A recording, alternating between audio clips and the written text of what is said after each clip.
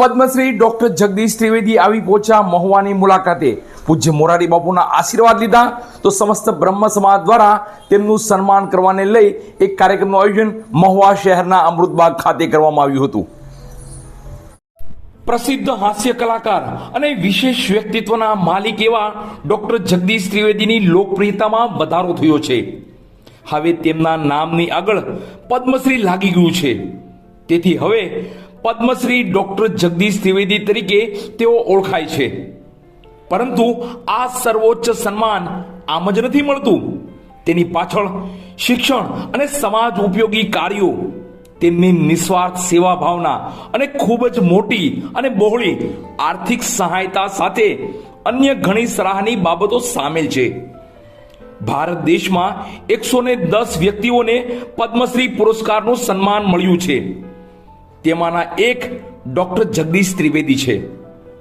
ત્યારે ભારત સરકાર તરફથી ડોક્ટર જગદીશ ત્રિવેદીને આ પદ્મશ્રી સન્માન અપાતા સમસ્ત બ્રહ્મ સમાજ મહુવાના તમામ આગેવાનો, બ્રહ્મ સમાજના તમામ વ્યક્તિઓ આનંદની લાગણી અનુભવી પદ્મશ્રી ડોક્ટર જગદીશ ત્રિવેદીનું સન્માન કરવાના અર્થે એક સ્નેહ મિલન કાર્યક્રમ આયોજન કરવામાં આવ્યું હતું। આ કાર્યક્રમ તારીખ 24/4/2024 ને બુધવારના સાંજના 6 વાગ્યે મહુવા શહેરના અમૃતબાગ ખાતે ઉદ્યોગપતિ એવા RN ઝા સાહેબના પ્રમુખ સ્થાને યોજવામાં આવ્યું હતું। આ કાર્યક્રમનું મંચ સંચાલન બ્રહ્મ સમાજના આગેવાન એવા હરેશભાઈ મહેતાએ કર્યું હતું, તો સૌ કોઈનું શાબ્દિક સ્વાગત બ્રહ્મ સમાજના આગેવાન પ્રફુલભાઈ પંડ્યાએ કર્યું હતું। પદ્મશ્રી ડોક્ટર જગદીશ ત્રિવેદીનું સન્માન કરવાના આ કાર્યક્રમમાં બહોળી સંખ્યામાં બ્રહ્મ બંધુઓ, બ્રહ્મ બહેનો ઉપસ્થિત રહ્યા હતા। તો પદ્મશ્રી સુધીની સફર ડોક્ટર જગદીશ ત્રિવેદીના મુખે જ સાંભળીએ। ગત જન્મના પણ સંસ્કારો આ જન્મમાં ઉતરે એવું બહુ દ્રઢતાપૂર્વક માને છે, એટલે મને એવું લાગે છે કે કંઈક ગત જન્મના સંસ્કારો પણ આની અંદર ભાગ ભજવતા હોવા જોઈએ। મને ઈશ્વર ઉપર એક એવી અખૂટ શ્રદ્ધા છે કે આ જે કંઈ થઈ રહ્યું છે, વડીલે આંકડા સાથે કહ્યું એ બરાબર છે, 10 કરોડથી વધારે અને 10 કરોડથી ઓછા હું 7 વર્ષમાં આપી શકું એ ઈશ્વરની કૃપા છે। પણ બહુ ચોક્કસ રીતે હું માનું છું કે કેવળ અને કેવળ ઈશ્વરની કૃપાથી ઈશ્વર જ આ કરી રહ્યા છે। મને નિમિત્ત બનાવ્યો છે એ મારું પરમ સૌભાગ્ય છે। આ હું કરું છું એવો ભાવ ક્યારેય ભૂલથી પણ આવ્યો નથી, કારણ કે હું કરું એ જ અજ્ઞાનતા શકટનો ભાર જેમ શ્વાન તાણે। જો હું એવું માનું કે આ હું કરી રહ્યો છું તો મને એવું લાગે છે કે મારાથી વધારે મૂર્ખ કોઈ ન કહેવાય, કારણ કે એક જમાનામાં 1 રૂપિયાની 3 કોપી ઝેરોક્ષ કાઢતો, અને એ પણ બહુ દૂરની વાત નથી, 1997 સુધી થાનગઢની અંદર મારું ઝેરોક્ષ સેન્ટર હતું। 1 રૂપિયાની 3 કોપી ઝેરોક્ષ કાઢતો। મારા ગ્રાહકો પણ મારા જેટલા જ બુદ્ધિશાળી એ મને ખરેખર પૂછતા અંગ્રેજીમાં ઝેરોક્ષ કરો છો? આ જોક નથી, આવું પૂછવાવાળા ગ્રાહકો મારે હતા, અને હું જવાબ એવો આપતો કે આ જાપાનનું મશીન લાવ્યો છું એટલે અંગ્રેજીમાં થાય છે। એટલે આ માહોલમાં સાયકલ લઈ અને ઘરેથી જવાનું, મુસાભાઈ નામના એક મુસલમાનની ભાડાની દુકાન, 300 રૂપિયા મહિને ભાડું, મારા કલાગુરુ શાહબુદ્દીન રાઠોડ સાહેબનું વિશ્વવિખ્યાત પાત્ર વનેચંદ, એ વનુ કાકા નીચે બેસે અને એના ઉપર પહેલા માળે મારું ઝેરોક્ષ સેન્ટર। અને આ પરિસ્થિતિમાં 97 સુધી મારી યાત્રા ચાલી। પણ હું મારા જ્ઞાતિજનોને એક બે સૂત્ર અત્યારે જે કંઈ મને મેં કંઈ આ તૈયારી નથી કરી. હું તમને બહુ ઈશ્વર સોગંદ કહીને કહું છું કે મેં આ બોલવાનું ચાલુ કર્યું ત્યાં સુધી મેં વિચાર્યું નહોતું કે આજે હું શું બોલીશ. કારણ કે કાલે રાત્રે 2 વાગે જાગ્યો છું દિલ્હીની અશોક હોટલમાં, 2:30 વાગે નીકળ્યો છું, 4:30નું વિમાન પકડ્યું, 6 વાગે અમદાવાદ ઉતર્યો. મારા પરમ મિત્ર ડૉક્ટર જોશી સાહેબે ગાડીની વ્યવસ્થા કરી અને એમના જમાઈ એ મને અમદાવાદ લેવા આવ્યા. અહીંયા હું 11:30 પહોંચ્યો. પૂજ્ય મોરારી બાપુ પાસે ગયો. હનુમાનજી મહારાજને પદ્મ પુરસ્કાર ધરાયો બાપુના હાથે. બાપુએ મારું પ્રમાણપત્ર વાંચ્યું, રાષ્ટ્રપતિએ જે મને આપ્યું છે, અને પછી ત્યાં પ્રસાદ લઈ અને જોશી સાહેબના ઘરે ગયો તો જ્ઞાતિજનોનો પ્રેમ, ખૂબ લોકો ત્યાં મળવા આવ્યા. પછી 3 વાગે મારે કહેવું પડ્યું કે હવે જો ભૂઈ જઈશ નહીં તો રાતે ભૂલી નહીં આવું, કારણ કે 2 થી 3ની યાત્રા થઈ ગઈ. પછી થોડુંક સૂઈ ગયો ને ત્યારે પાછો તલગાજરડા ગયો હતો ને ત્યાંથી આવ્યો. એટલે વિચારવાનો સમય નથી મળ્યો, પણ મને શ્રદ્ધા છે કે મને જે કંઈ ઉપરથી ઉતરશે એ સારું જશે.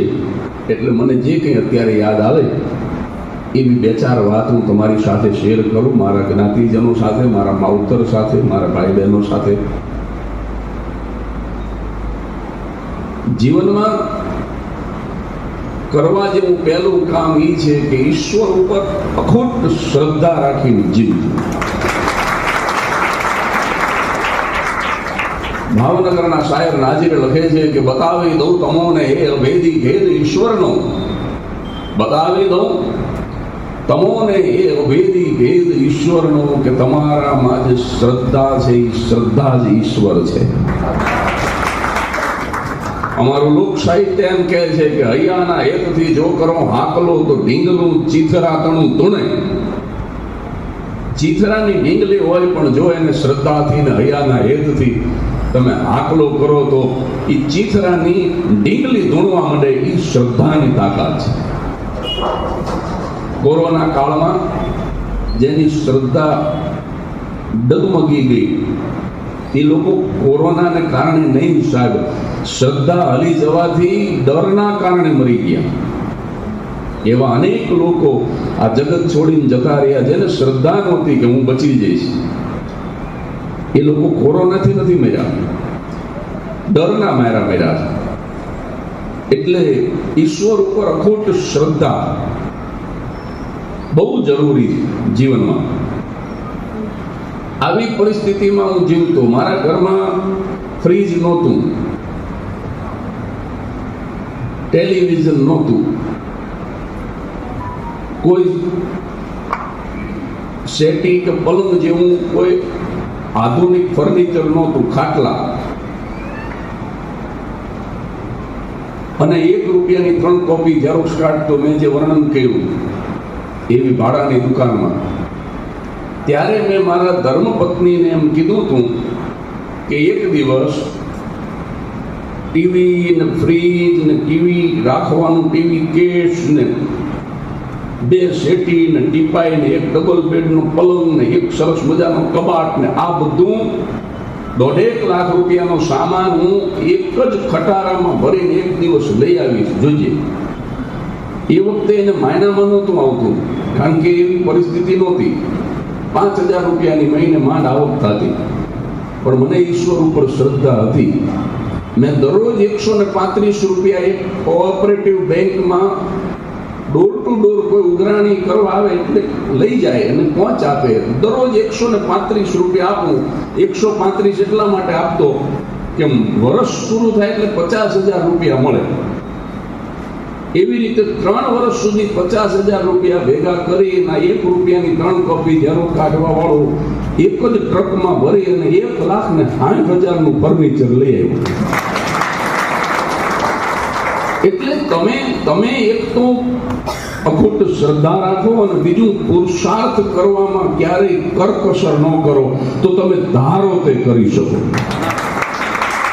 હું તમને બે ચાર વાત કરું મારા જીવનની સાવ સાચી. એક તો આ, બીજું હું 2 વખત નાપાસ થયો છું. સાહેબે એવી ઓળખાણ આપી કે 3 વખત પીએચડી કર્યું છે, પણ એમને એવી ઓળખાણ ન આપી કે આ 2 વાર નાપાસ થયો છે. એ એમનો વિવેક. પણ મારે તમને કહી દેવું જોઈએ, મારે 4 મા બાપ, એક મારા જન્મદાતા, બીજા મારા પાલક માતા પિતા. હું એટલો બધો તોફાની હતો નાનો હતો ત્યારે. શેરીના છોકરા કંટાળીને મને નિશાળમાં મૂકી જાય, અને નિશાળના કંટાળીને મને શેરીમાં મૂકી જાય. હું શેરી અને સ્કૂલ વચ્ચે અપડાઉન કરવામાં જ રહ્યો.